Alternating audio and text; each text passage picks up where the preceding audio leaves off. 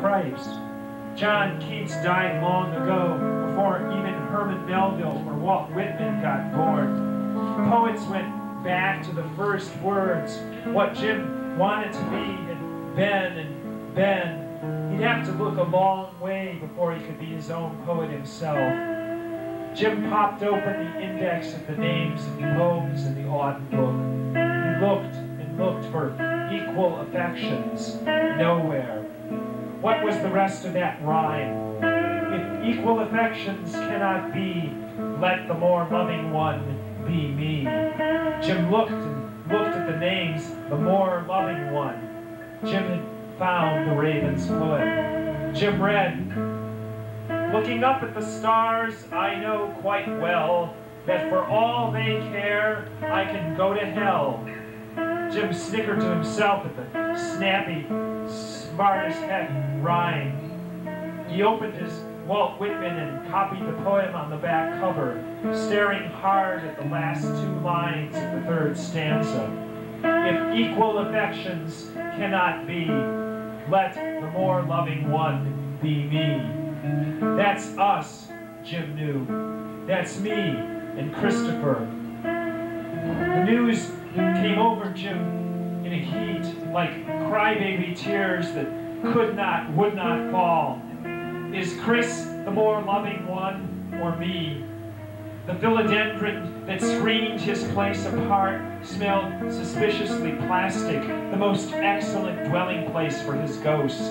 Jim burped in secret, tasting bologna and salt. His free period ended too soon, and soon Phys Ed would scream to see Jim in the locker room, like those hungry machines in that silent science fiction movie that bored Jim last Saturday. His stomach burned. He could take an aspirin. He had 2 orange baby bears stashed in aluminum foil in his jacket pocket in his locker, but aspirin, like questions, made his stomach burn worse. Jim had no one to turn to, nobody to see. Christopher faded like a photograph on glass, wasting in the sun. Jim would waste a generation. That's all far needed to know. Then the more loving one left Jim to return to that place where all questions come from, but no questions burn, where everyone sees but remains unseen. Tell me, far, tell me true. Tell me in a whisper in the deeps of the night. Did I make you go? Do I break your heart?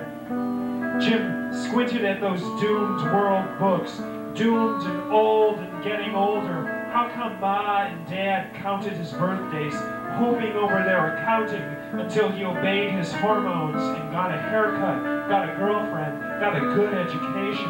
How come Jim couldn't be written out in a book, his future and his history spelled out in simply easy prose and printed on cheaper paper, cheap enough for any public wind to turn the pages? Then anybody could take Jim Brandecker off the shelf and read his comprehensibles. Once Christmas trees were giants and an old saint spilled peppermint into a stocking hanging from the mantle. Now Meg made fun of him if Jim spent an evening dreaming over the Sears Christmas wish book. Once Jim cried if he skinned his knees. Now Ma never even brought Jim the tin of Band-Aids. Once the Goodyear blimp amazed Jim. Now even steamboats ran on principles Jim could read about in a book. Now Jim never smiled without reasons, and his dreams didn't come true. They just had meanings.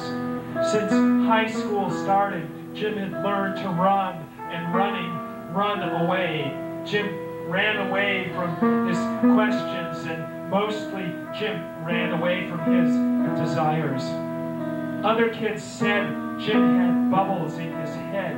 If he didn't act his age, his head would explode, and his soul would escape, and his body would seep into the earth. Nothing but a dribble of cold, stale rain, and all Jim loved would be gone, like darkness releasing a handful of doves into the day.